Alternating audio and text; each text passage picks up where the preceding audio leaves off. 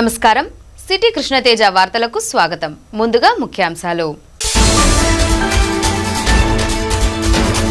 ప్రభుత్వ పథకాలను అర్హులైన వారు సద్వినియోగం చేసుకోవాలి మన రాష్ట్రం అభివృద్ధిలో ప్రగతి సాధిస్తోంది జిల్లాలో 65 మండలాలను కరువు మండలాలుగా ప్రకటించాం CCLA special chief secretary Manmohan Singh రాష్ట్రంలో ప్రభుత్వ పథకాలను సమర్థవంతంగా అమలు చేస్తున్నాం రైతు బంధు పథకంతో రైతులకు పనిముట్లు అందజేస్తున్నాం మంత్రి అమర్నాథ్ రెడ్డి ప్రజా ఫిర్యాదులను తక్షణమే పరిష్కరించండి సిబ్బంది జవాబుదారీగా వ్యవహరించాలి బాధితులకు న్యాయం చేయాలి జిల్లా ఎస్పీ విక్రాంత్ పాటిల్ ఆదేశం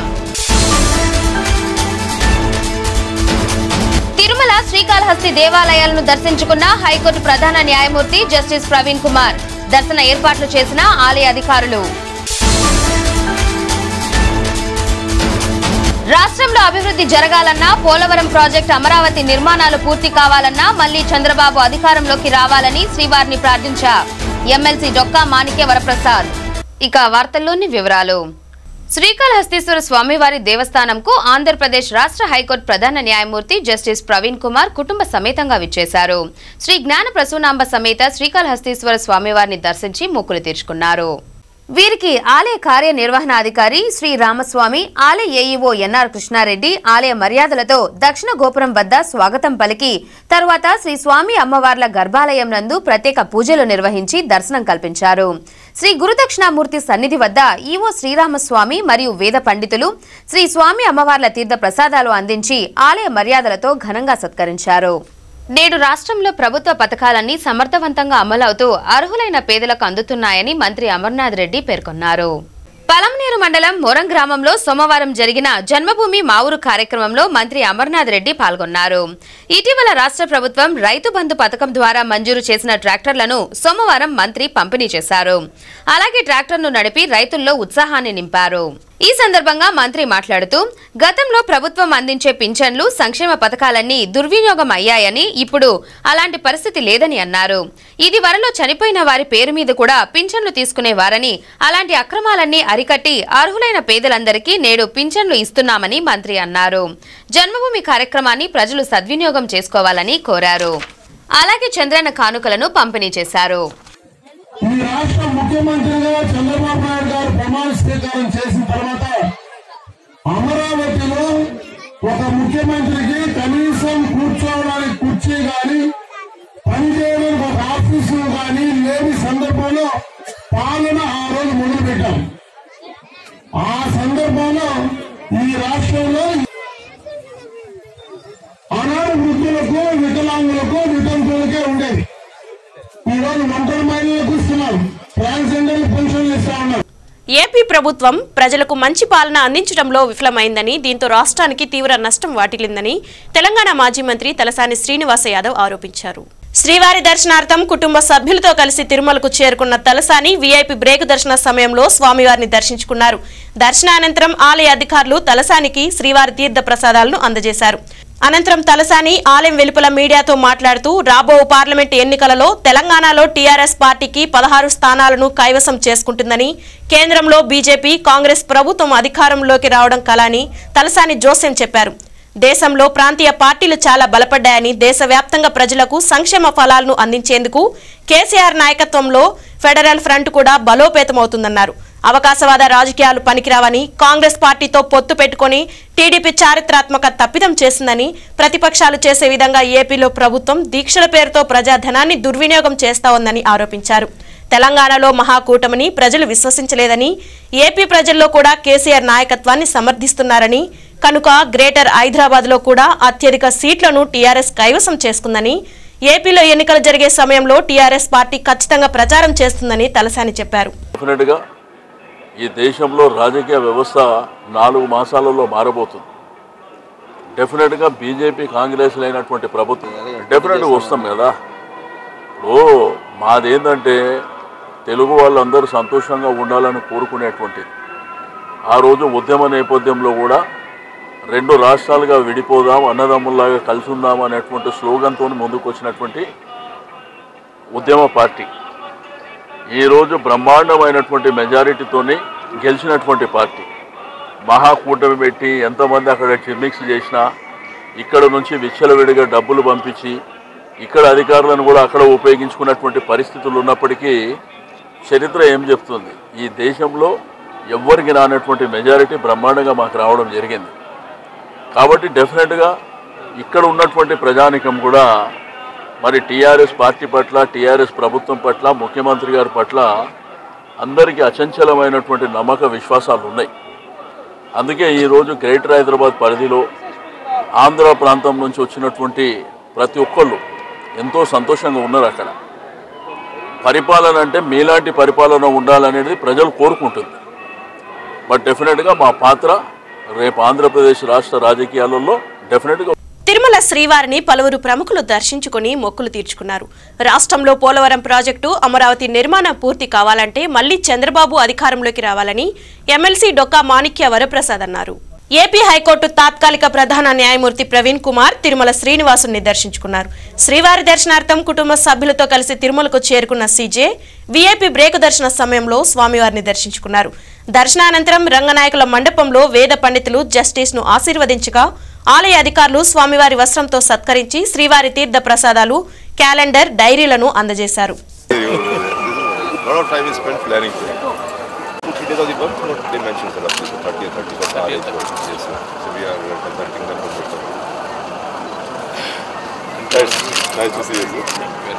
రాష్ట్రంలో అభివృద్ధి పనులకు ఆటంకం కలగకుండా కొనసాగాలన్నా, అమరావతి పోలవరం నిర్మాణం పూర్తి కావాలన్నా తిరిగి చంద్రబాబు మళ్లీ అధికారంలోకి రావాలని ఎమ్మెల్సీ డొక్కా మాణిక్య వరప్రసాద్ అన్నారు.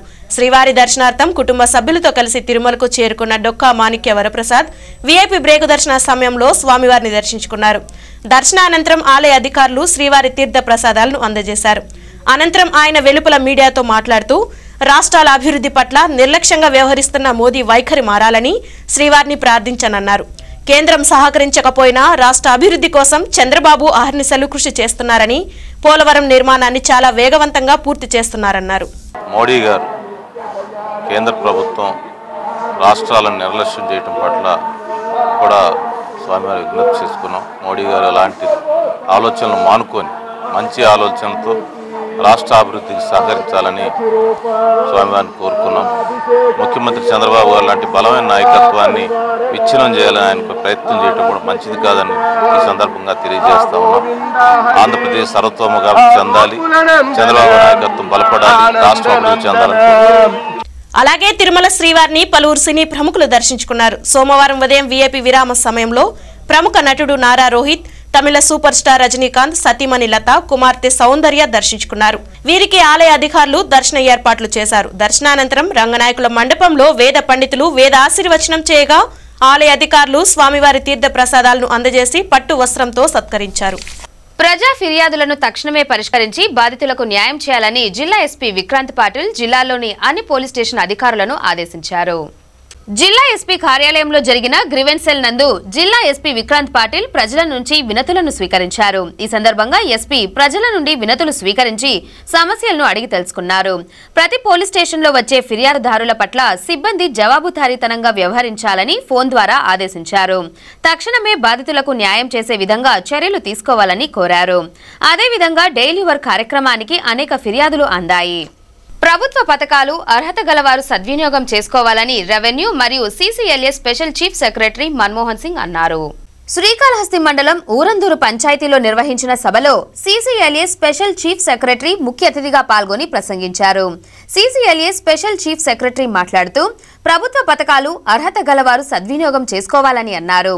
మన రాష్ట్రం అభివృద్ధిలో ముందుందని, జీడీపీలో 7.5% దేశం అభివృద్ధి సాధిస్తే మన రాష్ట్రం 11.5 సాధించిందని ఇదే నిదర్శనమని అన్నారు. చైనా దేశం కూడా 6.2% అని అన్నారు. ప్రభుత్వ పథకాల్లో కార్యక్రమాల్లో భాగస్వామ్యం అయినప్పుడే అభివృద్ధి సాధ్యమని అన్నారు. జిల్లాలో 65 మండలాలను కరువు మండలాలుగా ప్రకటించామని అన్నారు. స్వర్ణముఖి నదిపై చెక్ డ్యాముల నిర్మాణాలు, బోరుబావులకు విద్యుత్, గోకులాలు అడిగారని ముఖ్యమంత్రి దృష్టికి తీసుకువెళ్లి పరిష్కరిస్తామని సభలో హామీ ఇచ్చారు. ఉంటే మన రాష్ట్రంలో ఈ గ్రోత్ రేట్ 11.5 ఉంది. అంటే ఈ మొత్తం భారతదేశంలో మన రాష్ట్రం ఎక్కువ ప్రగతి సాధించింది. దీనివల్ల 7.5 నేషనల్ లెవెల్లో ఎవరేజ్ వచ్చింది. జేసీ గిరీష మాట్లాడుతూ అన్ని శాఖలు 4.5 సంవత్సరాల ప్రగతి తెలిపారని, జిల్లా అభివృద్ధిలో ముందుందని, ప్రతి పంచాయతీ 11 స్టార్ లక్ష్యమని, ఇప్పటికే 500 పంచాయతీలు 10 స్టార్స్ సాధించాయని అన్నారు. గత సంవత్సరం 2,72,000 మరుగుదొడ్లు నిర్మించి దేశంలో మొదటి స్థానంలో నిలిచామని అన్నారు. 100% విద్యుత్, దీపం, ఎల్ఈడి దీపాలు ఏర్పాటు చేశామని అన్నారు. 90% ఈ పంచాయతీలు ఉన్నట్లు అధికారులు చెప్తున్నారు. అందరూ కూడా ప్రతి ఒక్క ఇంటికి కూడా ఏదో ఒక విధంగా ఏదో ఒక పథకాల ద్వారా మీకు ప్రభుత్వము సహాయం చేయడం జరుగుతూ ఉంది. మీరందరూ కూడా ఈ పథకాలను వాడుకోవాలా. అంతేకాకుండా చిత్తూరులో జిల్లాలో రైతులకు నిరంతర విద్యుత్ సరఫరా చంద్రబాబు ప్రభుత్వంతోనే సాధ్యమని ఎమ్మెల్యే అభ్యర్థి పులివర్తి నాని అన్నారు. జన్మభూమిలో టీడీపీ ప్రభుత్వం చేసిన అభివృద్ధిని తెలిపారు. పాకాలలో జన్మభూమి కార్యక్రమానికి టీడీపీ అధ్యక్షుడు పులివర్తి నాని విచ్చేశారు. ఈ సందర్భంగా పులివర్తి నాని మాట్లాడుతూ 2014 ఎన్నికలకు ముందు విద్యుత్ సరఫరా ఎలా ఉండేది, చంద్రబాబు అధికారం చేపట్టిన తర్వాత 24 గంటలు 4.5 సంవత్సరాలుగా విద్యుత్ సరఫరాను కొనసాగిస్తున్నారు. ఈ ఘనత చంద్రబాబు నాయుడుకే దక్కుతోందని చెప్పారు. దీంతో పాటు 200 రూపాయల పెన్షన్ ని వృద్ధులకు, వితంతువులకు 1000 రూపాయలు పెంచి పెద్ద కొడుకు వలె ఉద్యోగుల కంటే ముందుగా ప్రతి నెల వీరికి ఇచ్చి ఆదుకున్నారని చెప్పారు. వికలాంగులకు 1500 రూపాయలను, 60 సంవత్సరాల లోపు మృతి చెందిన కుటుంబాలకు చంద్రన్న బీమాను ఇచ్చి ఆదుకుంటున్నారని చెప్పారు. విద్య, వైద్యం, ఉపాధి రంగాలలో ప్రతి ఒక్క కుటుంబం సామాజికంగా అభివృద్ధి చెందడమే ధ్యేయంగా రాష్ట్ర ప్రభుత్వం పనిచేస్తోందని చిత్తూరు నగర్ మేయర్ కటారి హేమలత తెలిపారు. సోమవారం చిత్తూరు నగరంలోని 6, 16, 26, 36, 46 డివిజన్ నందు జన్మభూమి కార్యక్రమం జరిగింది. ఈ కార్యక్రమంలో నగర్ మేయర్ కటారి హేమలత పాల్గొన్నారు. ఈ సందర్భంగా ఆమె మాట్లాడుతూ విద్య, వైద్యం, ఉద్యోగం, ఉపాధితో పాటు ఆర్థికంగా, సామాజికంగా అభివృద్ధి చెందేందుకు ప్రతి కుటుంబానికి సమాన అవకాశాలు ముఖ్యమంత్రి చంద్రబాబు నాయుడు కల్పిస్తున్నారని తెలిపారు. ఆరోగ్య ప్రదేశ్గా తీర్చిదిద్దడానికి ప్రతి ఒక్కరికి వైద్య సేవలను అందుబాటులోకి తీసుకువచ్చారని తెలిపారు. ఎన్టీఆర్ వైద్య సేవ, తల్లి బిడ్డ ఎక్స్ప్రెస్ వాహనాలు, ఉచిత డయాలసిస్ కేంద్రాలు, ఎన్టీఆర్ క్యాన్సర్ కేర్ సెంటర్లు, ఆరోగ్య రక్ష, ముఖ్యమంత్రి వైద్య కేంద్రాలు తదితర వాటిని తీసుకువచ్చి పేదలకు వైద్యం అందుబాటులోకి తీసుకువచ్చిన ఘనత తెలుగుదేశం ప్రభుత్వందేనని పేర్కొన్నారు. ఎన్టీఆర్ విద్యోన్నతి పథకం కింద ఉచితంగా సివిల్స్ కోచింగ్, విదేశీ విద్య చదువుకునే విధంగా ముఖ్యమంత్రి ప్రజలకు బాసటగా నిలిచారని వెల్లడించారు. యువనేస్తం పథకం కింద యువతకు నెలకు 1000 రూపాయలు నిరుద్యోగ భృతితో పాటు అభివృద్ధి, శిక్షణ, ఉద్యోగ, ఉపాధి అవకాశాలు కల్పించడం జరిగిందన్నారు. ఈ కార్యక్రమంలో MLA Satyaprabha, deputy mayor Subrahmanyam, Chittoor నగరపాలక సంస్థ కమిషనర్ చెల్లా ఓబులేసు తదితర అధికారులు పాల్గొన్నారు. ఈ సందర్భంగా అర్హులైన వారికి ప్రభుత్వ పథకాలను పంపిణీ చేశారు. ఒక మనిషి జీవితంలో చాలా ఇంపార్టెంట్ అయినవి విద్య, వైద్యం అన్నమాట. ఈ 2 రంగాలు కూడా ఎప్పుడైతే ప్రతి ఒక్కరికి కూడా అందుబాటులో ఉంటాయో అప్పుడు అభివృద్ధి అనేది దానంతటదే పరుగులు ఎత్తుతుంది. సో అందుకోసమని ఈరోజు మన ముఖ్యమంత్రి గారు వైద్య రంగంలో కూడా ప్రతి ఒక్కరికి కూడా అనుకూలంగా ఉండాలి అనే ఉద్దేశంతో ఎన్టీఆర్ వైద్య సేవలు కానివ్వండి, తల్లి బిడ్డ ఎక్స్ప్రెస్ కానివ్వండి, ప్రజా సమస్యలను పరిష్కరించుకునేందుకే జన్మభూమి మా ఊరు ఒక వేదికని ప్రజలు దీన్ని గుర్తించి పరిష్కరించుకోవాలని మున్సిపల్ కమిషనర్ విజయరామరాజు పేర్కొన్నారు. తిరుపతిలో 6వ వార్డులో సోమవారం జన్మభూమి మా ఊరు కార్యక్రమం జరిగింది. నగర కమిషనర్ పాల్గొని ప్రసంగించారు. ముఖ్యంగా వార్డులో ఎదుర్కొంటున్న సమస్యలను పరిష్కరించడమే కాక మౌలిక సదుపాయాలను కల్పించబడుతున్నదని పేర్కొన్నారు. ప్రభుత్వం అందిస్తున్న సంక్షేమ పథకాలను సద్వినియోగం చేసుకుని అభివృద్ధి చెందాలని కోరారు. ఈ కార్యక్రమంలో తుడా చైర్మన్ నరసింహ యాదవ్, టీడీపీ నాయకులు, కార్యకర్తలు పాల్గొన్నారు. ఇల్లు ఇచ్చినప్పటికీ కూడా చాలా మందికి ఇంకా ఇల్లు సొంత ఇంటి కళ ఏదైతే ఉందో ఈ రోజు సపరేట్ కౌంటర్ పెట్టడం జరిగింది. హౌసింగ్ ఫర్ ఆల్ ప్రోగ్రామ్ కింద ఇంకా ఎవరికైనా ఇల్లు అప్లికేషన్ పెట్టుకోవాల్సిన ఎవరికైనా పెండింగ్ ఉంటే ఈ రోజు మీరు దరఖాస్తు చేస్తే కనుక ఒక 3 రోజుల్లో ఖచ్చితంగా దానికి శాంక్షన్ ఇచ్చి సాచురేషన్ మోడ్ లో తీసుకెళ్ళడానికి కార్పొరేషన్ హౌసింగ్ డిపార్ట్మెంట్ ఈ రోజు ఒక ప్లానింగ్ చేసుకోవడం జరిగింది. అలాగే రాష్ట్ర ప్రజలు విద్య, వైద్య, ఆరోగ్య, ఆర్థిక పురోభివృద్ధికి ప్రభుత్వం చర్యలు చేపట్టినట్లు పలువురు వక్తలు చెప్పారు. తిరుపతి 16వ డివిజన్ పరిధిలోని యాదవ వీధిలో సోమవారం జన్మభూమి కార్యక్రమం నిర్వహించారు.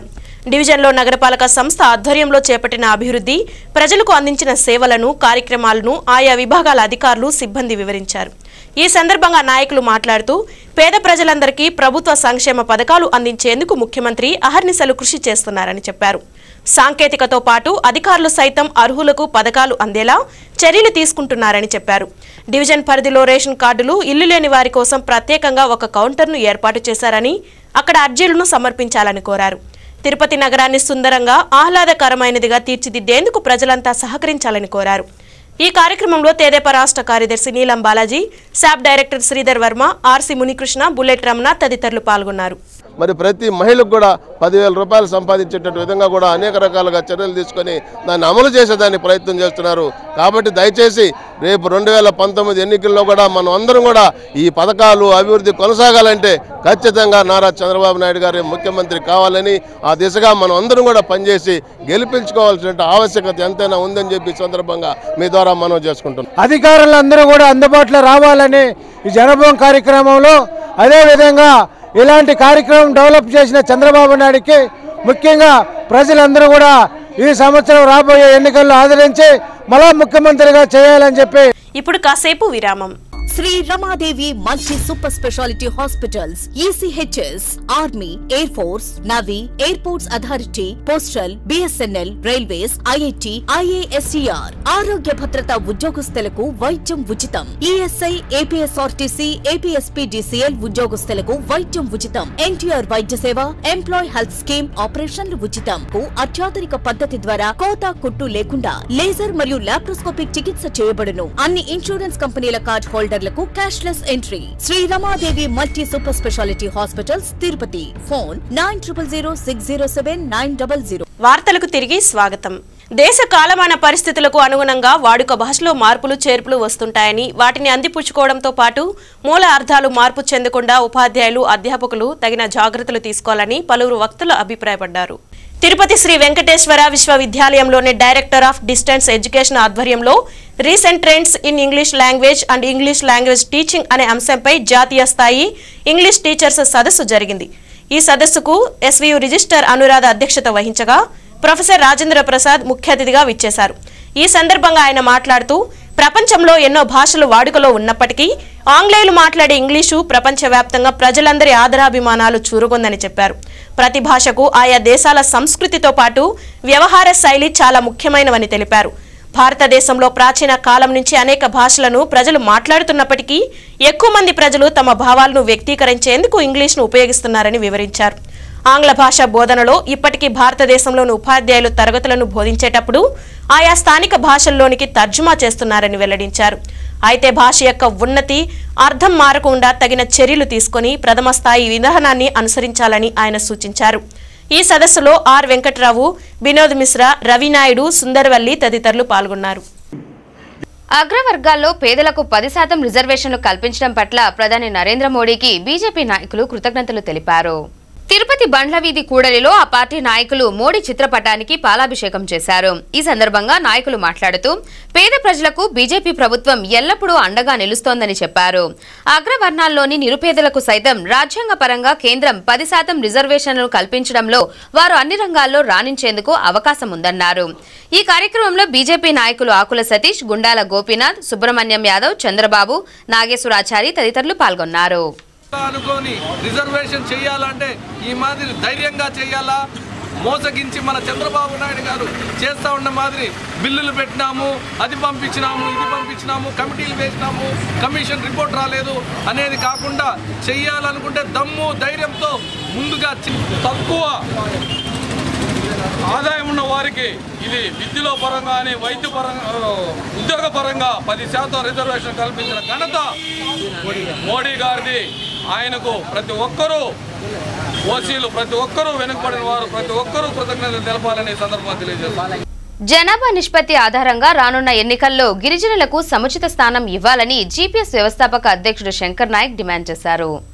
తిరుపతి ఎస్వీయూలోని గిరిజన యువకులలో ఆయన సమాలోచనలు జరిపారు. రాష్ట్రంలోని కొన్ని వర్గాల వారు మాత్రమే రాజ్యాధికారం దక్కించుకొని మిగిలిన కులాలకు అన్యాయం చేస్తున్నారని ఆరోపించారు. జనాభా నిష్పత్తి ప్రకారం అన్ని రాజకీయ పార్టీలు 15 ఎమ్మెల్యే, 3 ఎంపీ, 1 ఎమ్మెల్సీ స్థానాలను గిరిజనులకు ఇవ్వాలని డిమాండ్ చేశారు. ఈ కార్యక్రమంలో జిల్లా అధ్యక్షుడు వినోద్ కుమార్, మురళీకృష్ణ, సౌందర్, మనోజ్ తదితరులు పాల్గొన్నారు. చిత్తూరు జిల్లా పాకాల మండలం స్థానిక శ్రీనివాసపురం నుండి ఆంజనేయ స్వామి గుడి వరకు మోటార్ సైకిల్ ర్యాలీని ఎమ్మెల్యే చెవిరెడ్డి భాస్కర్ రెడ్డి ఆధ్వర్యంలో సోమవారం నిర్వహించారు. ఈ సందర్భంగా ఎమ్మెల్యే చెవిరెడ్డి భాస్కర్ రెడ్డి మాట్లాడుతూ పాకాల మండలంలో చెవిరెడ్డి మోహిత్ రెడ్డి గడప గడపకు ప్రచార పాదయాత్ర పూర్తయిన సందర్భంగా పాకాలలో ర్యాలీ నిర్వహించామని చెప్పారు. ఇతర పార్టీలాగా బ్లాక్మెయిల్, దౌర్జన్యం, రాజకీయాలు చేయకుండా కులమతాలకు అతీతంగా వైఎస్ రాజశేఖర్ రెడ్డి చేసిన సంక్షేమ పథకాలు అదే బాటలోనే జగన్ ప్రభుత్వం పనిచేస్తోందని చెప్పారు. ప్రతి సోమవారం 1000 మందికి అన్నదాన కార్యక్రమం వైఎస్ఆర్ పార్టీ తరపున పేదలకు, రైతులకు చేయబడుతోందని చెప్పారు. గడప గడపకు పాదయాత్రలో సహకరించిన ప్రతి కార్యకర్తకు శిరస్సు వంచి కృతజ్ఞతలు తెలుపుతున్నానని చెప్పారు. ఈ కార్యక్రమంలో వైఎస్ఆర్ పార్టీ నాయకులు, కార్యకర్తలు తదితరులు పాల్గొన్నారు. భూ ఆక్రమణకు అడ్డు వస్తున్నాడని గిరిజన కులానికి చెందిన యువకుడిని అడ్డు తొలగించుకునేందుకు అగ్రవర్ణ కులస్తులు అతి దారుణంగా దాడి చేసి గాయపరిచిన సంఘటన బంగారుపాలెం మండలం బండ్లదొడ్డి గ్రామంలో చోటు చేసుకుంది. బంగారుపాలెం మండలం బండ్లదొడ్డి గ్రామానికి చెందిన గిరిజన కులానికి చెందిన వెంకటేష్ గ్రామంలోని ముస్లిం మైనారిటీలకు చెందిన వారి పొలంలో కూలి పని చేసుకుని కుటుంబాన్ని పోషించుకునేవాడు. అయితే వెంకటేష్ కూలి పని చేసుకునే భూమిని ఆక్రమించుకునేందుకు అదే గ్రామానికి చెందిన రాజేంద్ర నాయుడు, నటరాజు నాయుడులు కుట్ర పన్నారు. ప్రతిరోజు వీరు దౌర్జన్యాలకు పాల్పడుతూ పొలమును వదిలి వెళ్లాలని బెదిరింపులకు పాల్పడేవారు. పొలం యజమాని కుటుంబంలో మగదిక్కు లేకపోవడంతో మహిళలను కూడా దౌర్జన్యం చేస్తూ బెదిరించేవారు. ఆదివారం సాయంత్రం పొలం పని చేస్తున్న వెంకటేష్ పై రాజేంద్ర నాయుడు, నటరాజు నాయుడుతో పాటు మరికొంతమంది విచక్షణారహితంగా దాడి చేసి గాయపరిచారు. వెంకటేష్ తీవ్ర రక్త గాయాలతో చిత్తూరు ప్రభుత్వ ఆసుపత్రిలో చికిత్స పొందుతున్నాడు. బంగారుపాలెం పోలీసులకు ఫిర్యాదు చేసినా పట్టించుకోలేదని ఆరోపించారు. ఈ సందర్భంగా ప్రభుత్వ ఆసుపత్రిలో చికిత్స పొందుతున్న వెంకటేష్ ను ఎరుకుల సంక్షేమ సంఘం రాష్ట్ర మహిళా అధ్యక్షురాలు గాయత్రీదేవి పరామర్శించారు. వెంటనే పోలీసులు కేసు నమోదు చేసి దాడికి పాల్పడిన వారిని అరెస్ట్ చేయాలని డిమాండ్ చేశారు. లేని పక్షంలో ఆందోళన కార్యక్రమాలకు పూనుకుంటామని హెచ్చరించారు. పాలక వర్గాలు కల్లిబుల్లి మాటలు చెబుతూ దళిత వర్గాలను మోసం చేస్తోందని షెడ్యూల్ కుల సంక్షేమ సంఘం రాష్ట్ర అధ్యక్షుడు ధర్మయ్య ఆరోపించారు. ఎస్సీ, ఎస్టీ ఉప ప్రణాళిక, ఎస్సీ కార్పొరేషన్, ఎస్సీ కమిషన్లు నిర్వీర్యం చేశారని ఆరోపించారు. కేంద్ర, రాష్ట్ర ప్రభుత్వాలు ఎస్సీ, ఎస్టీ ఉప ప్రణాళిక నిధులను పక్కదారి పట్టిస్తున్నారని షెడ్యూల్ కుల సంక్షేమ సంఘం రాష్ట్ర అధ్యక్షుడు ధర్మయ్య ఆరోపించారు. సోమవారం చిత్తూరు ప్రెస్ క్లబ్ లో విలేకరులతో మాట్లాడుతూ రాష్ట్రంలో ఎస్సీ కమిషన్ అలంకారప్రాయంగా మిగిలిందని, దళిత హక్కుల పరిరక్షణకు కృషి చేయడం లేదని ఆరోపించారు. ఎస్సీ కార్పొరేషన్ విడుదల చేస్తున్న స్వయం ఉపాధి పథకాలను పూర్తి స్థాయిలో అమలు చేయడం లేదని తెలిపారు. బ్యాంకర్లు దళిత వర్గాలకు లోన్లు మంజూరు చేయడం లేదని ఆరోపించారు. కేవలం దళిత అభివృద్ధి సంక్షేమ పథకాలు అలంకారప్రాయంగానే మిగిలాయని ఆవేదన వ్యక్తం చేశారు. దళిత ప్రజా ప్రతినిధులు కూడా దళితులకు తగిన న్యాయం చేయడం లేదని అన్నారు. ఈ కార్యక్రమంలో చిత్తూరు జిల్లా శాఖ ప్రధాన కార్యదర్శి రాఘవులు, నాయకులు సత్యనారాయణ, దాము తదితరులు పాల్గొన్నారు. షెడ్యూల్ కులాల కమిషన్ సభ్యుడైన శ్రీరాములను అవమానపరిచిన ఆధిపత్య కుల అహంకారులను అరెస్ట్ చేయాలని కోరుతూ అంబేద్కర్ యువజన సంఘం నాయకులు డిమాండ్ చేశారు. తిరుపతిలోని ఆర్టీసీ బస్టాండ్ వద్ద గల అంబేద్కర్ విగ్రహం వద్ద అఖిల భారత అంబేద్కర్ యువజన సంఘం నాయకులు ధర్నా చేసి నిరసన వ్యక్తం చేశారు. తెలంగాణ రాష్ట్రం నిజామాబాద్ జిల్లా మరంపల్లి గ్రామంలో దళిత కుటుంబాన్ని వెలివేయడానికి గుర్తించిన జాతీయ ఎస్సీ కమిషన్ సభ్యులు శ్రీరాములు ఆ కుటుంబాన్ని పరామర్శించేందుకు వెళ్లగా అగ్రవర్గ ఆధిపత్య కుల అహంకారులు ఎస్సీ కమిషన్ సభ్యుణ్ణి అవమానపరచడాన్ని అంబేద్కర్ యువజన సంఘం నాయకులు తప్పుపట్టారు. కుల అహంకారాన్ని ప్రదర్శించిన వారిపై చర్యలు తీసుకోవాలని డిమాండ్ చేశారు. లేని పక్షంలో ఆందోళనను ఉధృతం చేస్తామన్నారు. విజ్ఞులందరూ కూడా ఆలోచించాల్సిన అవసరం ఎంతైనా ఉంది.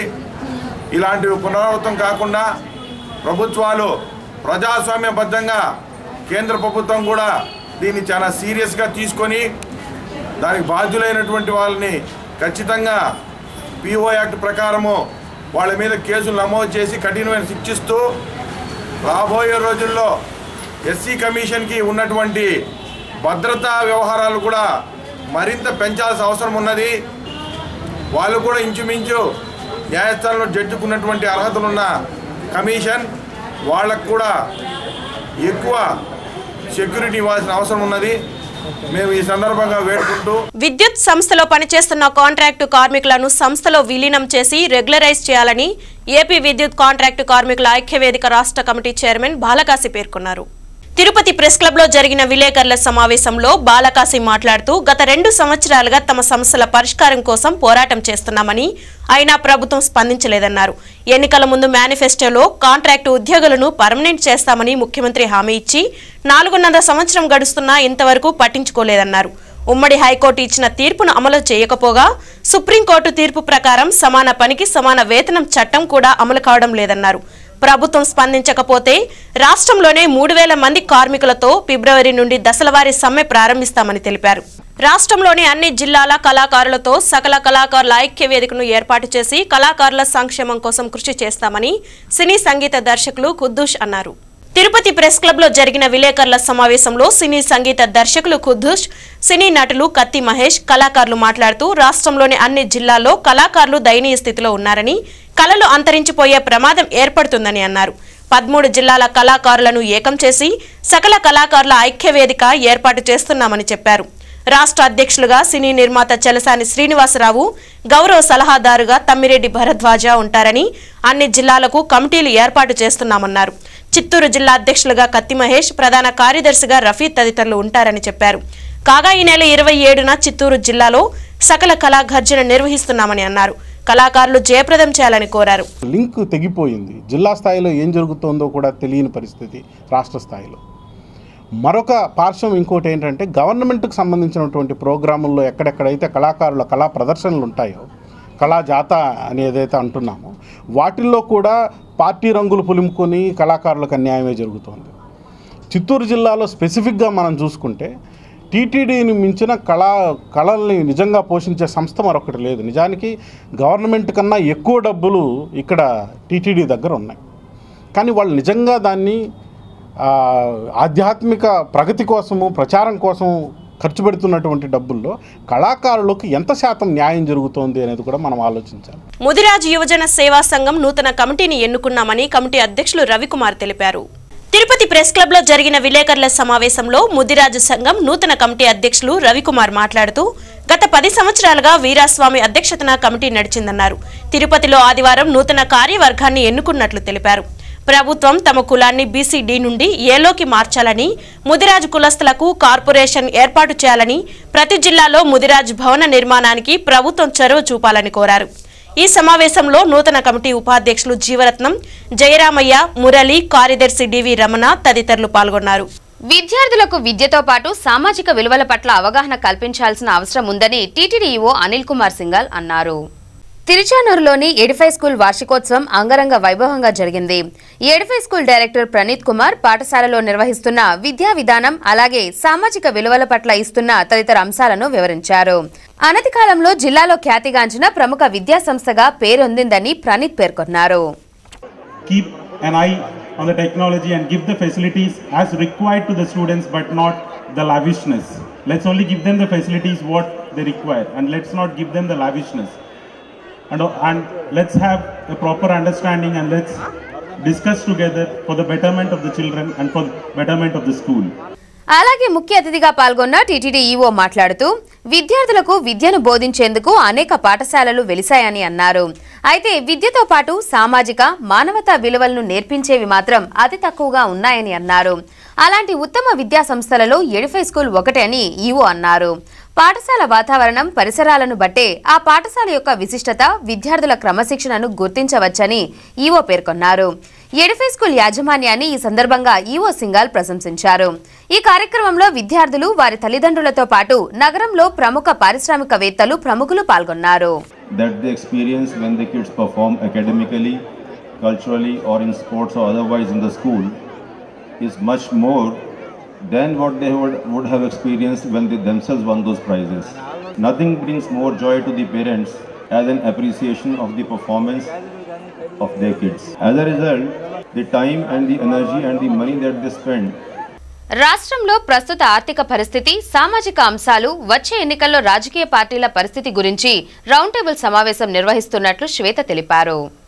తిరుపతి ప్రెస్ క్లబ్ లో జరిగిన విలేకరుల సమావేశంలో the Asian institute of public governance సంస్థ నిర్వాహకులు శ్వేత మాట్లాడుతూ తిరుపతి మానస్ సరోవర్ లో మంగళవారం సాయంత్రం 4 గంటలకు మేధావులతో రౌండ్ టేబుల్ కాన్ఫరెన్స్ నిర్వహిస్తున్నట్లు తెలిపారు. ప్రజాపథం పేరిట జరుపుతున్న ఈ కాన్ఫరెన్స్ లో రాష్ట్రంలో ప్రస్తుత ఆర్జిత, సామాజిక పరిస్థితులతో పాటు రాజకీయ పరిస్థితుల గురించి మేధావులతో చర్చ ఉంటుందన్నారు. 120 మంది వరకు ఎన్జీఓలు, రిటైర్డ్ ఐఏఎస్లు, మేధావులు, విశ్లేషకులు, రైతు సంఘం నాయకులు పాల్గొంటారని చెప్పారు. ఆసక్తి గల మేధావులు తరలివచ్చి సమావేశంలో పాల్గొనాలని కోరారు. ఇక తిరుమల సమాచారం. తిరుమలలో భక్తుల రద్దీ సాధారణం. సోమవారం సాయంత్రానికి 65,790 మంది భక్తులు శ్రీవారిని దర్శించుకున్నారు.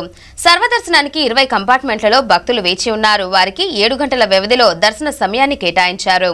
నడకదారి భక్తులు 9 కంపార్ట్మెంట్లలో వేచి ఉన్నారు. వారికి 3 గంటల వ్యవధిలో దర్శనాన్ని టీటీడీ అధికారులు కల్పిస్తున్నారు. Tirupati gold jewellery and silver merchants association సమాచారం మేరకు మంగళవారం లోకల్ బులియన్ మార్కెట్లో బంగారం వెండి ధరలు ఇలా ఉంటాయి. 24 క్యారెట్ల అపరంజి బంగారం 10 గ్రాముల ధర 32,890 రూపాయలు. 22 క్యారెట్ల నగల బంగారం 1 గ్రాము ధర 3,044 రూపాయలు. వెండి 1 కేజీ ధర 40,400 రూపాయలు.